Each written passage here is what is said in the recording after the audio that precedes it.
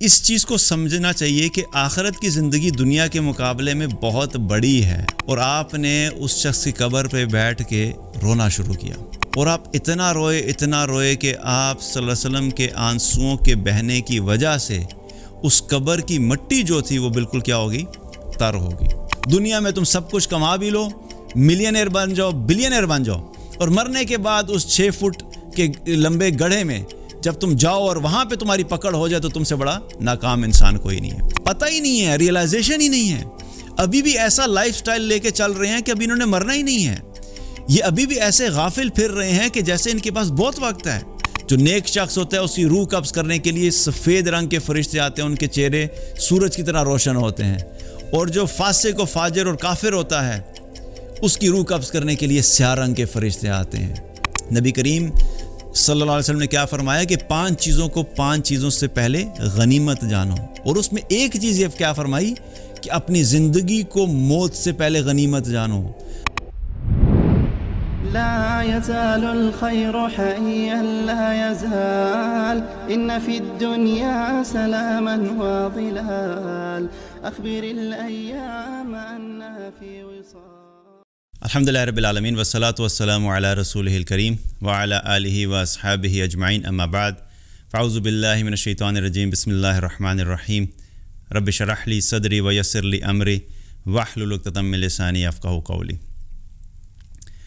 ہم لوگوں نے آئیڈیل مسلم کے نام سے سیریز کا جو ایک سلسلہ شروع کیا تھا، اس میں ہمارا مقصد یہ تھا کہ ہم نے ان اعمال کے بارے میں بات کرنی ہے کہ کسی انسان کو بھی یا کسی مسلمان کو بھی اگر وہ کامیاب مسلمان بننا چاہتا ہے تو کن اعمال کے اوپر اس کو فوکس کرنا ہے، اور اسے اپنی زندگی میں کیا کیا چینجز لے کر آنی ہے تاکہ وہ اللہ کے نزدیک ایک کامیاب مسلمان بن سکے۔ انہی اعمال میں سے ایک بہت اہم عمل جس کے بارے میں آج ہم بات کریں گے وہ کیا ہے کہ موت سے پہلے موت کی تیاری کرنا۔ اللہ سبحانہ تعالیٰ نے قرآن میں فرمایا کل نفس ذائقۃ الموت وانما توفون اجورکم یوم القیامہ۔ ہر ذی روح نے، ہر جاندار نے موت کا مزہ چکھنا ہے، اور قیامت والے دن تمہیں تمہارے اعمال کا پورا بدلہ دے دیا جائے گا۔ سورہ آل عمران کی آیت نمبر 185۔ اللہ سبحانہ تعالیٰ نے ایک ایسی ریالٹی کا ذکر کیا ہے کہ جس کے اوپر پوری دنیا میں کسی قسم کا کوئی ڈفرینس آف اوپینین نہیں ہے۔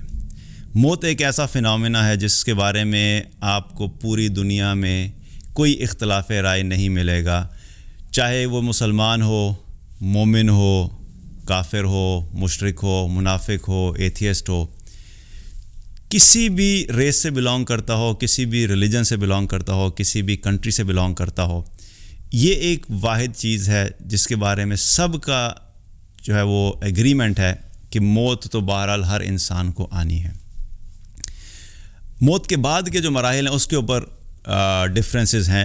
کچھ لوگوں کے نزدیک کیا ہے کہ مرنے کے بعد کوئی زندگی نہیں ہے، اور اس بارے میں ہمیں اللہ کا بڑا شکر ادا کرنا چاہیے کہ اللہ سبحانہ تعالیٰ نے ہمیں مسلمان بنایا، اور مسلمان ہونے کی حیثیت سے ہمیں وہ تمام مراحل بتائے جو کہ اس دنیا کی زندگی میں ہمیں فیس ہونے ہیں، اور دنیا کی زندگی سے جانے کے بعد موت جب آئے گی، اور موت کے بعد جو ایک اور نئی زندگی ہے، اس نئی زندگی میں کن کن چیزوں کو فیس کرنا پڑے گا۔ تو وہ چیزیں ہمیں اللہ سبحانہ تعالیٰ نے جو ہے وہ بتائیں، اور ان کے بارے میں ہمیں بہت کلیئرٹی کے ساتھ یہ سب چیزیں جو ہے وہ کلیئر کی۔ تو موت ایسی چیز ہے جس پہ کوئی اختلاف نہیں ہے۔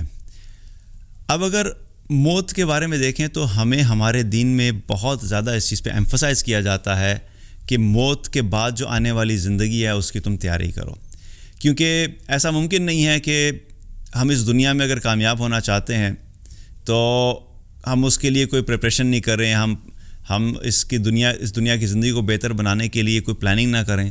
یہ سارا جو ایک پروسیس ہماری زندگی میں چل رہا ہوتا ہے کہ بچپن سے لے کے بڑھاپے تک ایک پروسیس ہے جس میں ہم ایمفسائز کرتے ہیں بچوں کو کہ بیٹا پڑھائی کرو گے تو تم اچھی ایجوکیشن ہوگی تو تمہیں اچھی جاب ملے گی تو تمہیں اچھا رشتہ ملے گا تو تمہارے لائف سٹائل اچھا ہوگا، گھر اچھا ہوگا، اس کے بعد آگے تمہارے بچے ہوں گے، پھر بچوں کے بارے میں وہی سائیکل شروع ہو جاتا ہے۔ یہ ساری جو باتیں ہوتی ہیں اس کا مقصد کیا ہوتا ہے کہ ہم اس دنیا میں کامیاب ہونے کے لیے اس سارے پروسیس کے بارے میں بات بھی کرتے ہیں، پلاننگ بھی کرتے ہیں، ایمفسائز بھی کرتے ہیں. بچوں کے ساتھ اگر زبردستی کرنی پڑے تو زبردستی کرتے ہیں، کبھی مارنا پڑے تو والدین مارتے بھی ہیں، کبھی پیار سے سمجھانا پڑے تو پیار سے سمجھاتے ہیں. مقصد یہ ہوتا ہے کہ کسی طریقے سے یہ دنیا کی زندگی میں کامیاب ہوں، اور وہ کامیابی صرف سوچنے سے، خواہش سے یا امید سے نہیں ملتی، بلکہ پوری ایک جد و جہد ہے اس کے پیچھے. مشقت کرتے ہیں والدین اور میک شور کرتے ہیں کہ ہمارے بچے جو ہیں دنیا میں کامیاب ہوں. تو اس چیز کو سمجھنا چاہیے کہ آخرت کی زندگی دنیا کے مقابلے میں بہت بڑی ہے اور وہ زیادہ اہم ہے. تو جو چیز اس دنیا کے مقابلے میں بڑی بھی ہے، اہم بھی ہے، ہمیشہ رہنے کی جگہ ہے، تو کیا اس کے لیے کوئی پلاننگ نہیں چاہیے ہمیں؟ کیا اس کے لیے ہمیں کوئی ڈسکشن نہیں چاہیے؟ کیا اس کے لیے ہمیں بار بار ریمائنڈ کرانا اور اپنا کوئی پلان بنانا کہ ہمیں اس میں کیسے کامیاب ہونا ہے؟ کیا وہ ہمیں کرنے کی ضرورت نہیں ہے؟ تو اٹ ڈزنٹ کنیکٹ کہ دنیا میں تو ہم اتنا فوکس کرتے ہیں، ہر چیز کا خیال کرتے ہیں کہ وہ بالکل صحیح ہوتا کہ ہم دنیا میں کامیاب ہوں، اور جب موت کا تذکرہ آتا ہے، موت کے بعد کی زندگی کا تذکرہ آتا ہے، تو ہم بالکل ایسے ہو جاتے ہیں کہ جیسے وہ ایگزسٹ ہی نہیں کرتی، یا ہماری اپروچ ایسے ہو جاتی ہے کہ جیسے ہم نے مرنا ہی نہیں ہے، کہ موت تو باقی سب لوگوں کے لیے ہے، میرے لیے تھوڑا ہی ہے. اور جب میں نے مرنا نہیں تو پھر مجھے اس بارے میں سوچنے کی کیا ضرورت ہے، اس بارے میں بات کرنے کی کیا ضرورت ہے؟ جب اس مائنڈ سیٹ سے زندگی گزاریں گے تو پھر واقعی ہم آخرت کی تیاری نہیں کر سکتے. اسی لیے ہمیں ہمارا دین جو ہے وہ کیا ہے، بار بار ہمیں قرآن میں اللہ سبحانہ تعالیٰ نے موت کا تذکرہ کیا، اور بار بار رسول اللہ صلی اللہ علیہ وسلم نے صحابہ کو بات بتایا تاکہ موت کے بارے میں ان کی ایک مائنڈ کے اندر یہ چیز فریش رہے اور وہ اس چیز کی تیاری کر سکیں. ایک مرتبہ نبی کریم صلی اللہ علیہ وسلم ایک جنازے کے ساتھ گئے، اور قبرستان جب پہنچے تو جب اس کو شخص کو دفن کر دیا گیا تو آپ وہاں پر بیٹھ گئے، اور آپ نے اس شخص کی قبر پہ بیٹھ کے رونا شروع کیا، اور آپ اتنا روئے کہ آپ صلی اللہ علیہ وسلم کے آنسوؤں کے بہنے کی وجہ سے اس قبر کی مٹی جو تھی وہ بالکل کیا ہوگی، تر ہوگی، گیلی ہوگی. اور اتنا رونے کے بعد پھر رسول اللہ صلی اللہ علیہ وسلم نے صحابہ کو ایک میسج دیا، ایک بات کہی، اور وہ بہت امپورٹنٹ بات ہے. وہ کیا ہے کہ آپ صلی اللہ علیہ وسلم نے فرمایا کہ اے میرے بھائیو، تم اس وقت کی تیاری کر لو، اس وقت کی تیاری کر لو. کیا ہے؟ قبر کی تیاری کر لو. یہ آج جو قبر میں ہم نے اس کو دفنایا ہے، کل تم نے بھی جانا ہے. آج جو یہ قبر میں یہ فیس کرے گا، کل تم نے فیس کرنا ہے. آج اس کا دنیا سے تعلق ختم ہو گیا، کل تمہارا تعلق ختم ہو جائے گا. آج اس کا قبر میں امتحان شروع ہو گیا، اس سے سوال ہوں گے، کل تم سے سوال ہوں گے. تو اللہ کے رسول صلی اللہ علیہ وسلم جو روئے، اتنا رونے کے بعد آپ نے یہ نہیں کہا کہ اے میرے بھائیو اپنی دنیا کی تیاری کر لو، اپنی ایجوکیشن اچھی کر لینا، اپنے گھر اچھے بنا لینا، اپنے کپڑے اچھے بنا لینا، اپنے بچوں کو اعلیٰ سے اعلیٰ تعلیم دینا، اور پھر دنیا کے اندر فلرش کرنا اور بڑے بڑے بزنسز بنانا. جو آج ہماری سوچ ہے کہ ہم سارا وقت اسی چیز کے بارے میں فکر مند رہتے ہیں کہ ہم نے دنیا کی زندگی کو کیسے بہتر بنانا ہے، اور ہم آخرت سے غافل ہوتے ہیں اور موت سے غافل ہوتے ہیں. یہاں پہ میں ایک چیز کلیئر کر دوں، ہمیں ہمارا دین یہ نہیں کہتا کہ آئدر دس ورلڈ اور دیٹ ورلڈ، آئدر بزنس اور جنہ، آئدر صلاۃ اور یور گڈ کلوتھس، یہ نہیں ہے ہمارا دین. یہ ہم نے ایک اتنا بڑا اپنے لیے میس خود کریٹ کیا ہے کنفیوژنس کا، کیونکہ ہم اپنے دین کو صحیح طریقے سے سمجھنا نہیں چاہتے.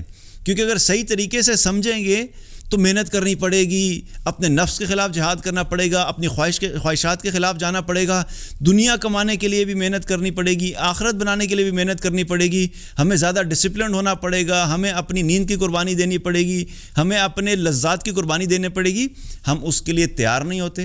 اور جب ہم ان سارے چیزوں کو ایز اے پیکج لے کے چلنے کے لیے تیار نہیں ہوتے کہ ہم نے دین اور دنیا دونوں کو بنانا ہے، تو اس کا نقصان کیا ہوتا ہے؟ پھر ہم بھاگنے کے راستے نکالتے ہیں، پھر ہم ان باتوں کے پیچھے بھاگتے ہیں. کیا تم لوگوں کو آخرت کی باتیں بتا رہے ہو؟ کیا مرنے برانے کی باتیں کرتے ہو؟ کیا تم دنیا میں چاہتے ہو کہ ہم اسی طرح سے ذلت اور رسوائی میں پڑے رہیں؟ بھئی کس نے کہا ہے؟ یہ آپ کا اپنا پوائنٹ آف ویو ہے جو آپ نے خود ایک غلط جگہ کا کنیکشن غلط جگہ پہ لگایا ہے. So that's your problem. جب بھی آخرت کا تذکرہ آتا ہے، موت کا تذکرہ آتا ہے، تو اس کا مطلب یہ تھوڑا ہی ہوتا ہے کہ اب یہ کہا جا رہا ہے کہ بھئی تم اب اپنی جاب کل جا کے جاب سے ریزائن کرو اور جا کے اپنے باس کو کہہ دو بھئی میں نے تو آخرت کی تیاری کرنی ہے، میں نوکری نہیں کروں گا. اس کا مطلب یہ تھوڑا ہی ہوتا ہے کہ کل جا کے تم اپنے بزنس کو تالے لگا دو اور سارے امپلائیز کو جا کے کہہ دو بھائی آج سے میں آخرت کی تیاری کر رہا ہوں, میں نے ایک حدیث سن لیا کہ موت کے بعد آنے والی زندگی کی تیاری کرو, اب میں نے ڈیسائیڈ کیا کہ میں بزنس بند کر دوں گا اور تم لوگ بھی اپنے گھر جاؤ اور میں بھی اپنے گھر جا رہا ہوں. ایسا تھوڑا ہی ہے. یہ تو ہم خود ایکسٹریم چیز طرف لے جاتے ہیں. ہمارا اپنا پرابلم ہے انڈرسٹینڈنگ کا. جب آخرت کی تیاری کا تذکرہ آتا ہے تو اس کا مطلب کیا ہوتا ہے کہ تم نے اس دنیا میں رہتے ہوئے اپنے وقت میں سے اور اپنے لائف سٹائل کو اس طریقے سے گزارنا ہے کہ تم دنیا بھی کے اندر بھی اپنا گزارا کرو اور اپنی آخرت کو بھی بہتر بناؤ.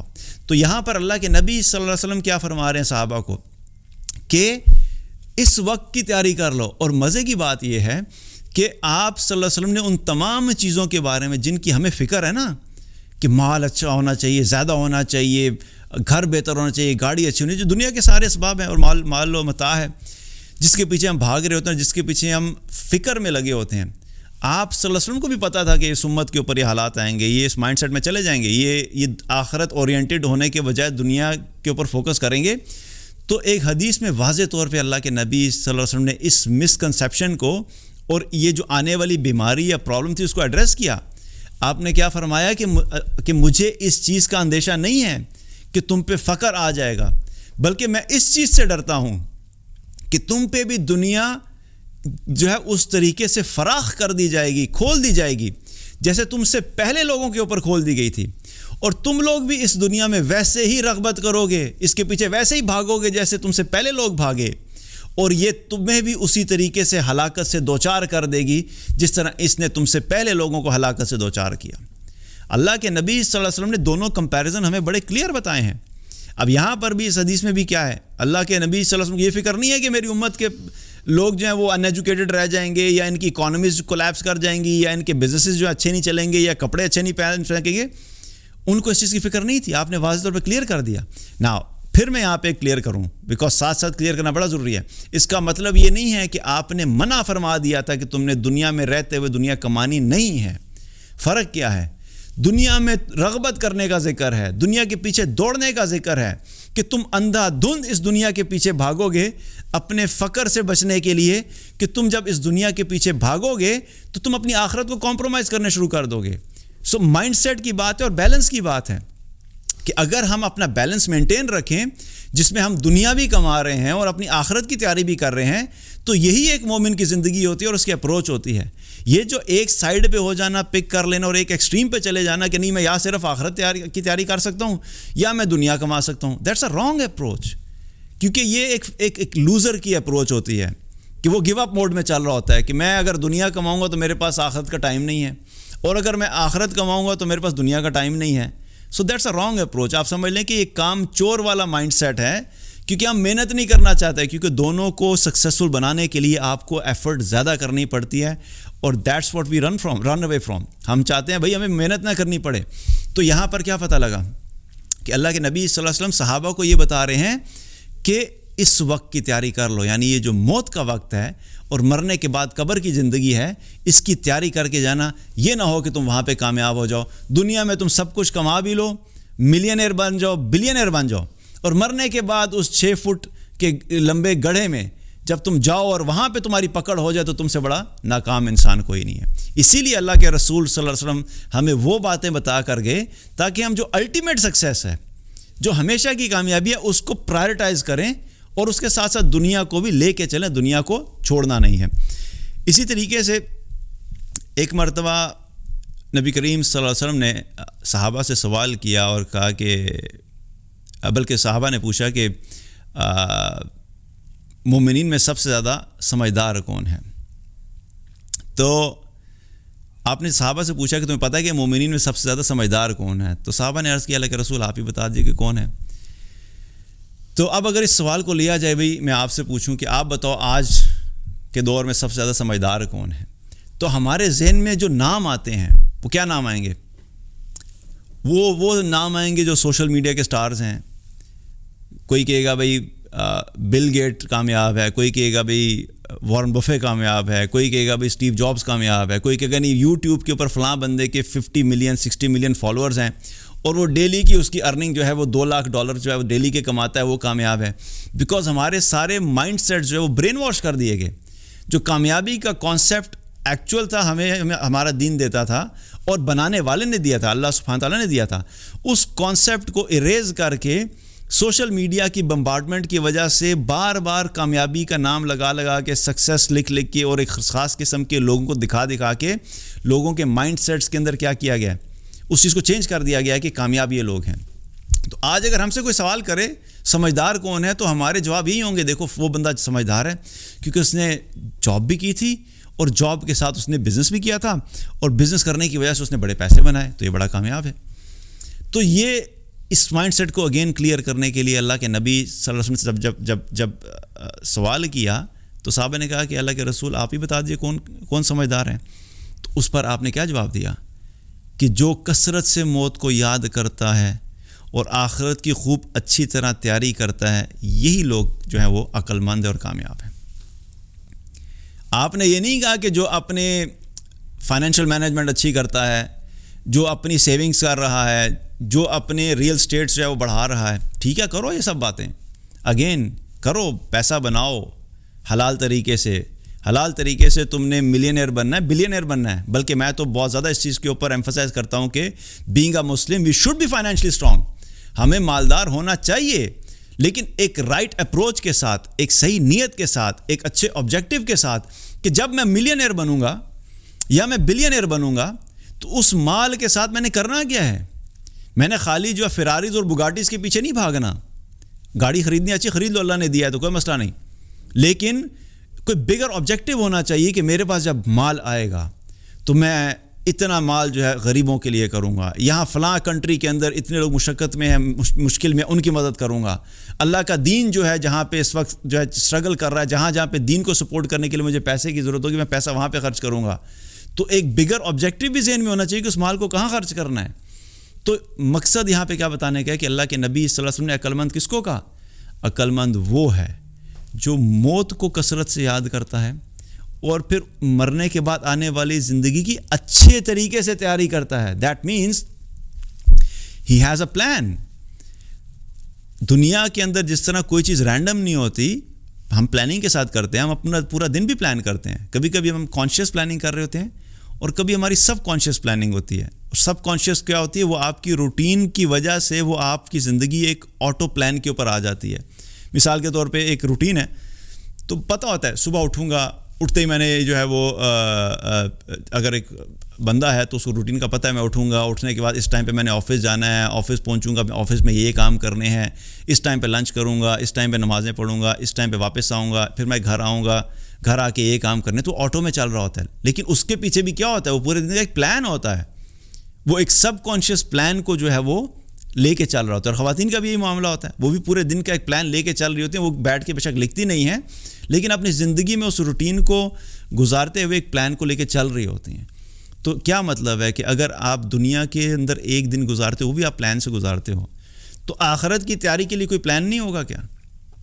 اچھے طریقے سے آخرت کی تیاری کرنے کے لیے آپ کے پلان کے علاوہ آپ نہیں کر سکتے. آپ کو اپنی عبادات کو پلان کرنا ہوتا ہے, آپ کو اپنے اس پلان میں شامل کرنا ہوتا ہے کہ میں نے قرآن کب پڑھنا ہے, میں نے نماز کب پڑھنی ہے, میں نے نوافل کب پڑھنے ہیں, میں نے صدقہ کرنا ہے, میں نے فلاں جگہ پہ جا کے دین کی دعوت دینی ہے, میں نے فلاں غریبوں کی مدد کرنی ہے, اس ٹائم کو میں نے اس کو پیسے دینے ہیں, اس ٹائم پہ میں نے اس کو اچھی بات کرنی ہے. There is a whole plan behind it. لیکن ہم آخرت کے لیے کیا کرتے ہیں؟ ہم پلان نہیں کرتے. اسی لیے اس حدیث سے کیا پتہ لگ رہا ہے کہ وہ شخص عقل مند ہے جو اپنی آخرت کے لیے اچھی طرح تیاری کر رہا ہوتا ہے. تو یہ چیز ہمیں ہمارا دین بتاتا ہے کہ مرنے کے بعد جو آنے والی زندگی ہے, we have to prepare for it, اور ہمیں اس چیز کی تیاری کرنی ہے. اب ایک اور امپورٹنٹ پوائنٹ جو ہمیں جس چیز کے بارے میں ایک بہت بڑا دھوکہ لگا ہوتا ہے وہ کیا ہے کہ ابھی بڑا وقت ہے ہمارے پاس. یہ ایک اتنا بڑا دھوکہ ہے کہ جو لوگ آخرت کی تیاری کرنا بھی چاہتے ہیں نا, تو ان کا کانشیس مائنڈ کہہ رہا ہوتا ہے کہ ہاں میں نے آخرت کی تیاری کرنی ہے, لیکن ان کا سب کانشیس جو ہوتا ہے وہ ان کو کیا کر رہا ہوتا ہے؟ نیگیٹ کر رہا ہوتا ہے. وہ کہہ رہا ہوتا ہے تیاری کر لیں لیکن بڑا وقت پڑا ابھی تیرے پاس, ابھی کیا جلدی کرنی ہے. یہ جو دھوکہ ہے, اس دھوکہ یہ ہمیں کہاں سے ملتا ہے؟ ہمیں ہمارا نفس دھوکہ دیتا ہے, ہمیں ہمارے گھر والے دھوکہ دیتے ہیں, ہمیں ہمارا لائف سٹائل دھوکہ دیتا ہے, ہمیں ہمارا آفس دھوکہ دیتا ہے, ہمیں ہمارا بزنس دھوکہ دیتا ہے, ہمیں ہمارا مال دھوکہ دیتا ہے, ہمیں سوشل میڈیا کے اوپر جو ایک مائنڈ سیٹ کریٹ کیا جا رہا ہے وہ دھوکہ دیتا ہے. اتنی ساری چیزیں ہمیں دھوکہ دینے کے لیے ہیں کہ تیرے پاس وقت بڑا ہے. دس ون میسج جو ہمارے سب کانشیس کے اندر فیڈ کیا جا رہا ہے کہ تیرے پاس وقت بہت ہے, ابھی ٹینشن نہیں لینی, اس کی وجہ سے بہت سے لوگ کیا کرتے ہیں, وہ اپنی آخرت کی تیاری نہیں کر پاتے, حالانکہ نیت بھی ہوتی ہے. اسی لیے جو بہت سے مجھے میسیج آتے ہیں اور کمنٹس آتے ہیں, ان میں سے ایک کمنٹ یہ بھی ہوتا ہے کہ میں تیاری کرنا چاہتا ہوں یا چاہتی ہوں, لیکن میں کیا کروں, مجھ سے ہو نہیں پا رہا, کیونکہ وہ سیلف بلیف ہی نہیں ہے نا ابھی تک. دل میں وہ یقین کی کیفیت ہی نہیں ہے کہ بھائی موت آنے والی ہے اور مجھے ابھی تیاری کرنی ہے. اور اس چیز کو بھی ہمارے دین نے ایڈریس کیا, اور اس طرح ایڈریس کیا کہ اللہ سبحانہ و تعالیٰ نے قرآن میں فرمایا کہ اقترب للناس حسابهم وهم فی غفلۃ معرضون. بڑی جسے کہتے ہیں جھنجھوڑ دینے والی آیت ہے, اور وہ اس مائنڈ سیٹ کو جا کے سیدھے ایڈریس کرتی ہے جہاں پہ ہم پھنسے ہوئے ہوتے ہیں کہ ابھی بڑا وقت ہے. اللہ تعالیٰ کیا فرما رہا ہے کہ لوگوں کے حساب کا وقت قریب آ چکا ہے اور وہ ابھی بھی غفلت سے منہ موڑے ہوئے ہیں, یعنی کہ انہیں پتہ ہی نہیں ہے, ریئلائزیشن ہی نہیں ہے, ابھی بھی ایسا لائف سٹائل لے کے چل رہے ہیں کہ ابھی انہوں نے مرنا ہی نہیں ہے. یہ ابھی بھی ایسے غافل پھر رہے ہیں کہ جیسے ان کے پاس بہت وقت ہے. یہ ابھی بھی اس طریقے سے زندگی گزار رہے ہیں کہ پتہ نہیں 60-70 سال ان کے پاس ہیں اور اس کے بعد تیاری کریں گے, حالانکہ اللہ کہہ رہا ہے کہ ان کے حساب کا وقت قریب ہے. تو یہ جو یقین کی کیفیت ہے نا, جب تک ہمارے اندر یہ یقین کی کیفیت نہیں آئے گی کہ وقت قریب ہے, کسی وقت بھی اینڈ ہو سکتا ہے, کسی وقت بھی بیل بج جائے گی, کسی وقت بھی فرشتہ عام پہنچے گا, اس کے بعد میرے پاس ٹائم نہیں ہے. اسی لیے اگر ہم دیکھیں تو آج کے دور میں تو اس چیز کو سمجھنا اور بھی آسان ہے, کیونکہ سوشل میڈیا جو ہے وہ اس طرح کی ویڈیو سے بھرا پڑا ہوا ہے کہ فلاں نوجوان تھا, وہ کھیل رہا تھا اور کھیلتے کھیلتے کیا ہوا, گراؤنڈ میں گرا اور وہیں پہ کولیپس کر گیا. آتی ہیں نا ایسی ویڈیوز. فلاں شخص تھا, وہ بیٹھا ہوا نیوز کاسٹر تھا یا نیوز کاسٹر تھی, نیوز پڑھ رہی تھی, اچانک کیا ہوا, کولیپس کی ختم ہو گئی. اب آپ سوچیں کہ یہ اگر اس چیز کو دیکھا جائے تو جو یہ کولیپس کر رہا ہے, سڈن کولیپس ہوتا ہے, اس کے کولیپس میں کتنے کپل آف سیکنڈز لگتے ہیں, رائٹ. چند سیکنڈ پہلے وہ انسان اس مائنڈ سیٹ میں تھا کہ میرے پاس بہت وقت ہے, اور اس کو یہ نہیں پتا تھا کہ اس کے پاس چند سیکنڈز بھی نہیں ہیں, 1 منٹ بھی نہیں ہے. ود ان سیکنڈز کولیپس کر جاتے ہیں اور ختم ہو جاتے ہیں. تو آج تو ہمارے لیے اس بات پہ یقین کرنا اور بھی آسان ہو گیا کہ ہم اپنی آنکھوں سے ایسی ویڈیوز دیکھتے ہیں, لیکن اس کے باوجود کیا ہے کہ ہمارے دلوں کا آج یہ حال ہے کہ وہ ویڈیوز دیکھ کے بھی ہمارے اندر وہ ریئلائزیشن نہیں آتی کہ ہم نے بھی مرنا ہے. آج یہ کولیپس کر گیا, کل کو میں بھی کولیپس کر سکتا ہوں. آج یہ ختم ہو گیا, کل میں نے بھی ختم ہونا ہے. اسی لیے ہمیں ریمائنڈر اللہ دیتا ہے کہ یہ جانو کہ تمہارے حساب کا وقت قریب ہے اور تم غفلت میں پڑے ہوئے ہو, تو اپنے آپ کو غفلت سے نکالو اور اپنی آخرت کی تیاری کے بارے میں بھی سوچو اور پلاننگ کرو. اور اس کانسیپٹ کو پھر اللہ کے نبی صلی اللہ علیہ وسلم نے صحابہ کو بھی سمجھایا اور ڈیفرنٹ طریقے سے سمجھایا. عبداللہ ابن عمر رضی اللہ عنہ فرماتے ہیں کہ مجھے اللہ کے رسول صلی اللہ علیہ وسلم نے کندھوں سے پکڑا اور کندھوں سے پکڑ کے فرمایا کہ اے عبداللہ, تم دنیا میں زندگی ایسے گزارو کہ جیسے مسافر ہوتا ہے. اب آپ سوچیں یہ بات کتنی چھوٹی سی لگتی ہے, لیکن یہ اتنی امپورٹنٹ بات ہے کہ انسان اپنے آپ کو اس مائنڈ سیٹ کے ساتھ دنیا میں رکھے کہ میں ایک مسافر کی طرح ہوں. اور اللہ کے نبی صلی اللہ علیہ وسلم کندھے سے پکڑ رہے ہیں. آپ نے عام طریقے سے ایسے چلتے پھرتے بات نہیں کی, بیکاز وہ ایمفسائز کرنا چاہتے تھے, وہ ان کو ریئلائز کرانا چاہتے تھے ابن عمر کو کہ تم سمجھو کہ تم دنیا میں مسافر کی طرح رہو. اپنے آپ کو اس مائنڈ سیٹ سے کے ساتھ اس زندگی گزارو کہ میں یہاں پہ پرماننٹ نہیں ہوں, میں ہمیشہ کے لیے نہیں ہوں, میں ایک ٹریولر ہوں اور کسی وقت بھی جو ہے میں نے اپنی ڈیسٹینیشن پہ پہنچ جانا ہے, اور جب میں اپنی ڈیسٹینیشن پہ پہنچوں گا تو مجھے اس پر پہنچنے کے لیے بس صرف یہ مائنڈ سیٹ رکھنا ہے کہ میں تھوڑا سا زیادہ راہ لے کے چلتا رہوں تاکہ میں اپنی منزل کو پہنچ جاؤں. میں سفر کو منزل نہ بنا لوں, کیونکہ میرا سفر میری منزل نہیں ہے, اور میری منزل میری آخرت ہے. تو اللہ کے نبی صلی اللہ علیہ وسلم ان کو بتا رہے ہیں کہ تم مسافر کی طرح ہو. پھر اسی کے ساتھ ساتھ ایک اور حدیث میں ہمیں کیا پتہ لگتا ہے کہ آخرت کتنی قریب ہے. اللہ کے نبی صلی اللہ علیہ وسلم نے فرمایا کہ جنت تم میں سے ہر ایک کے قریب اس کے جوتے کے تسمے سے بھی بڑھ کر ہے, اور اسی طریقے سے جہنم بھی. یعنی انسان کے جوتے کا تسمہ اگر ایکچوئل ڈسٹنس میئر کیا جائے تو کیا ہے، وہ اپنے ساتھ یہ بالکل قریب ہے، کوئی بہت دور تو نہیں ہے نا. مطلب میں آپ سے یہ کہوں کہ وہ بلڈنگ جو ہے وہ دیکھو، وہ بہت دور کوئی بلڈنگ بنی ہوئی ہو تو دور بلڈنگ میں جب دیکھیں گے تو کیا کہیں گے، وہ دور ہے، قریب نہیں ہے. لیکن میں آپ سے کہوں کہ تمہارا تسمہ جو ہے جوتے کا وہ تم سے دور ہے کہ قریب ہے، تو ہم کہیں گے نا بہت قریب ہے. تو اللہ کے نبی صلی اللہ علیہ وسلم کیا فرما رہے ہیں کہ جنت اور جہنم اس سے بھی زیادہ تمہارے قریب ہے. یعنی اگر تم نیک اعمال کرو گے تو تم جنت میں جانے والے ہوگے، اور اگر گناہ کر رہے ہو تو تم اپنی جہنم کو اور قریب کر رہے ہو. دوسرا اینگل اس کو دیکھنے کا کیا ہے کہ ابھی اگر تم کولیپس کر جاؤ گے تو یا تم جنت میں جاؤ گے اور یا تم جہنم میں جاؤ گے. تمہاری جنت اور تمہاری جہنم کے درمیان جو فاصلہ ہے وہ کیا ہے؟ میں نے ابھی پہلی بات کی کہ کولیپس ہونے کے کیسز کتنے ہیں کہ کھڑے کھڑے کولیپس ہو گئے. تو یہ حدیث لٹرلی ہمیں پوری ہوتی ہوئی نظر آتی ہے کہ ادھر تمہاری روح نکلی اور ادھر یا تمہارا جو فیصلہ ہوگا یا جنت میں جانے والا ہوگا اور یا جہنم میں ہوگا. کیونکہ ہمیں حدیث سے کیا پتہ لگتا ہے کہ جب انسان کی روح قبض کرنے کے لیے فرشتے آتے ہیں تو وہیں پہ اندازہ ہو جاتا ہے کہ آگے اس کے ساتھ کیا ہونے والا ہے. جو نیک شخص ہوتا ہے اس کی روح قبض کرنے کے لیے سفید رنگ کے فرشتے آتے ہیں، ان کے چہرے سورج کی طرح روشن ہوتے ہیں. اور جو فاسق و فاجر اور کافر ہوتا ہے اس کی روح قبض کرنے کے لیے سیاہ رنگ کے فرشتے آتے ہیں. تو یہ یہیں پہ ڈیسیژن ہو جاتا ہے اس کو دیکھ کے کہ اب میرے ساتھ کیا ہونے والا ہے، یا تو میں جنت میں جانے والا ہوں یا میں جہنم میں جانے والا ہوں. تو ہماری جنت اور جہنم اسی طرح ہمارے اتنے قریب ہے کہ ادھر روح نکلی اور ادھر آنکھوں کے سامنے پتہ لگ جائے گا کہ اب میرے ساتھ آگے کیا ہونے والا ہے. تو اس سے کیا پتہ لگ رہا ہے؟ آخرت دور نہیں ہے، آخرت بہت قریب ہے. We have to keep on reminding our self کہ بھئی ہمارے پاس ٹائم زیادہ نہیں ہے، مجھے جو پریپریشن کرنی ہے ابھی کرنی ہے، فوراً کرنی ہے، آج ہی کرنی ہے. اسی طریقے سے ابو درداء رضی اللہ عنہ جو ہیں وہ فرماتے ہیں کہ مجھے نبی کریم صلی اللہ علیہ وسلم نے ایک حدیث بیان فرمائی، اور یہ اپنی موت کے وقت لوگوں کو بتا رہے تھے ابو درداء رضی اللہ عنہ کہ مجھے اللہ کے رسول صلی اللہ علیہ وسلم نے فرمایا کہ تو اللہ کی عبادت اس طرح کر جیسے تو اسے دیکھ رہا ہے، اور اگر تجھے یہ درجہ حاصل نہیں ہے تو یہ سوچ کہ جیسے اللہ تجھے دیکھ رہا ہے. اور پھر کیا فرمایا کہ خود کو مردوں میں شمار کر. اے ابو درداء، خود کو مردوں میں شمار کر. کیا مطلب ہے؟ بھئی اچھا خاصا انسان ہے، سانس لے رہا ہے، ہاتھ ہل رہے ہیں، کھانا کھا رہا ہے، آنکھوں سے دیکھ رہا ہے، everything is just fine, ایک نارمل زندہ چلتا پھرتا انسان ہے. لیکن اللہ کے نبی صلی اللہ علیہ وسلم ان کو کیوں کہہ رہے ہیں کہ خود کو مردوں میں شمار کر، کہ consider yourself as being dead. اس کا مطلب یہ ہے. تو یہ کیوں بتایا جا رہا ہے؟ کیوں؟ تاکہ ایک مائنڈ سیٹ کریٹ کیا جائے. آج جو ساری گیم چل رہی ہے نا پوری سوشل میڈیا پہ، تو اب ہمیں ویسے بھی کلیئر ہو گیا ہے، it's all about mindset. Success کے بارے میں ہم بات کرتے ہیں تو کہتے ہیں mindset, success is a mindset. Failure کے بارے میں ہم بات کرتے ہیں تو کیا کہتے ہیں؟ Failure is a mindset. اچھا آپ کہ کوئی شخص ڈپریشن میں ہو تو کیا کہتے ہیں؟ اپنے مائنڈ سیٹ کو چینج کرو.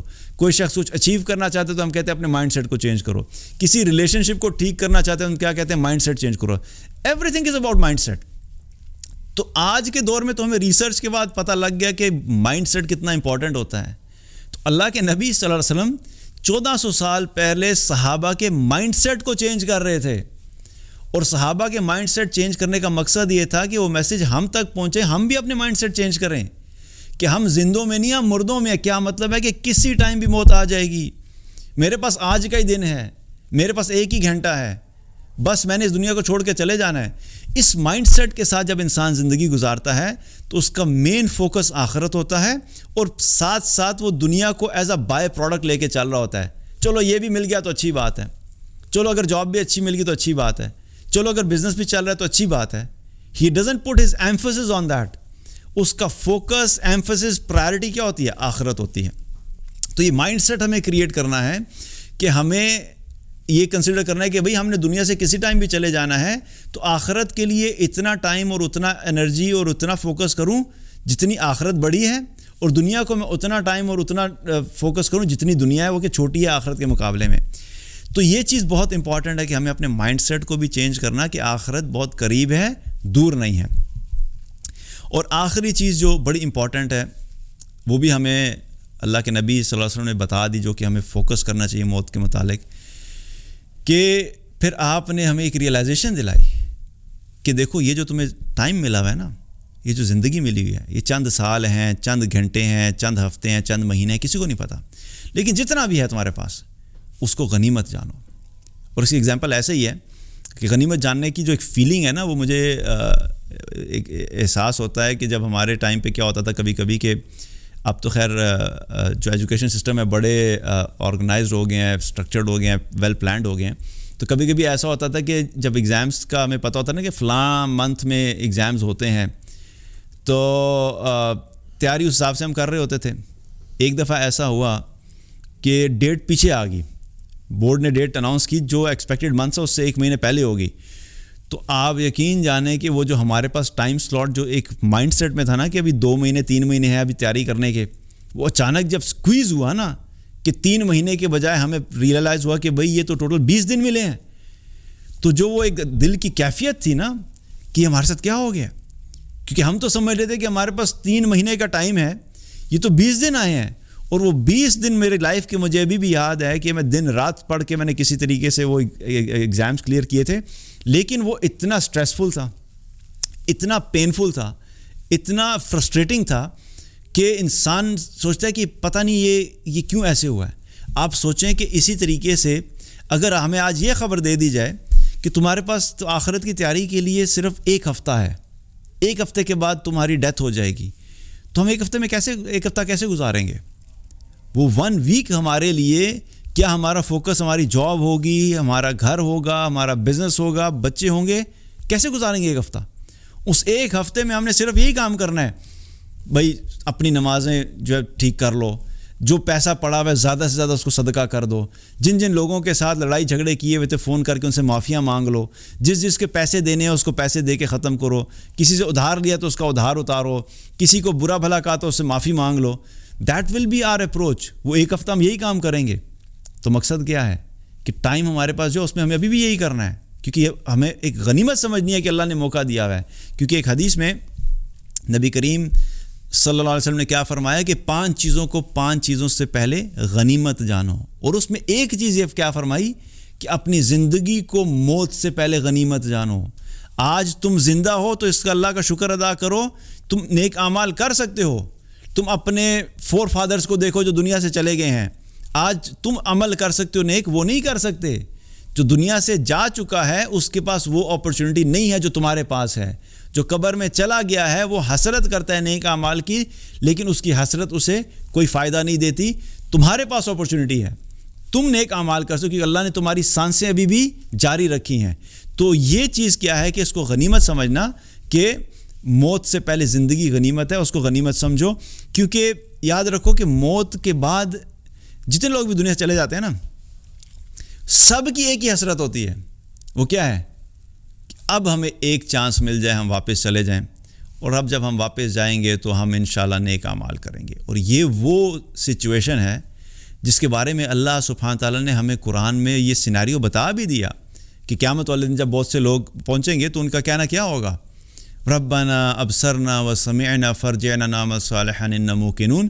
کیا ہمارے رب ہم نے دیکھ بھی لیا، ہم نے سن بھی لیا، بس تو ایک دفعہ ہمیں اب واپس بھیج دے، ہم نیک اعمال کرنے والے بھی ہوں گے اور یقین کرنے والے بھی ہوں گے. اب بات یہ ہے کہ اب تم واپس جانے کی بات کیوں کر رہے ہو؟ تمہیں جب قرآن سنایا جاتا تھا اور قرآن میں بتایا جاتا تھا، احادیث بتائی جاتی تھی آخرت سے متعلق، اس وقت تم ان کو بالکل نگیٹ کرتے تھے، اگنور کرتے تھے. اپنے تکبر میں تم اپنی دنیا کی زندگی کے بارے میں سوچتے رہتے تھے. تمہیں بتایا جاتا تھا کہ دیکھو مرنے کے بعد جو ہے ایک زندگی ہے، تمہیں بتایا جاتا تھا کہ جنت ہے، تمہیں بتایا جاتا تھا کہ جہنم ہے، تمہیں بتایا جاتا تھا کہ اللہ کا دیدار کرنا پڑے گا، تمہیں بتایا جاتا تھا قیامت والے دن جو ہے اللہ کو دیکھو گے. تمہیں بتایا جاتا تھا کہ ایک میزان قائم ہوگا، ایک ترازو قائم ہوگا جس میں تمہارے نیک اعمال بھی رکھے جائیں گے اور گناہ بھی رکھے جائیں گے. تمہیں بتایا جاتا تھا کہ میدان محشر میں جو ہے وہ اللہ کے عرش کا سایہ ہوگا. تمہیں بتایا جاتا تھا کہ ایک پل صراط ہوگا جس کے اوپر سے تمہیں گزر کے جانا ہے. لیکن تمہارا ایٹیٹیوڈ اور رویہ کیا تھا؟ اس وقت تم بالکل اگنور کرتے تھے، اس وقت تم اس کو سیریس نہیں لیتے تھے، اس وقت تم کہتے تھے کہ وقت آئے گا تو دیکھی جائے گی. اب جب قیامت والے دن تم وہاں پہ پہنچ گئے ہو اور اب تم نے سب کچھ دیکھ لیا ہے جو تمہیں بتایا جاتا، اب تم ایگزیکٹلی وہی کہہ رہے ہو جو تمہیں اس وقت کہا جاتا تھا دنیا میں کہ تم کرو اور تم نہیں کرتے تھے، اور اب تم واپس جا کے وہی کرنا چاہتے ہو جب تمہیں کہا جاتا تھا اللہ پہ ایمان لے آؤ، اللہ پہ یقین کر لو، آخرت کی تیاری کر لو اور نیک اعمال کر لو. اب تم مانگ رہے ہو کہ واپس جانا چاہتے ہو. اب تم سمجھ لو کہ اب واپسی کا کوئی راستہ نہیں ہے. There is know turning back. جس زندگی میں جا کے تم تیاری کرنا چاہ رہے ہو وہ زندگی تمہیں ملی تھی. وہ ایک چانس جو ہر انسان کو ملتا ہے وہ تمہیں بھی ملا تھا، لیکن تمہارا ایک جاننے والا تھا، اس نے اس چانس کو اویل کیا اور اس نے اپنی آخرت کی تیاری کی، اور دیکھو آج وہ ہمارے سامنے کھڑا ہے اور وہ کامیاب ہے، وہ جنت میں جا رہا ہے. اور تم جو تھے اپنی دنیا کی زندگی میں ڈوب کے اس کی غلامی کر کے اللہ کو بھلا کر اور آخرت کو بھلا کر ایک زندگی گزار رہے تھے. اب تم مجھ سے چانس مانگ رہے ہو تو تمہارے پاس اب کوئی چانس نہیں ہے، بیکاز ایک ہی چانس تھا جو تم نے ضائع کر دیا.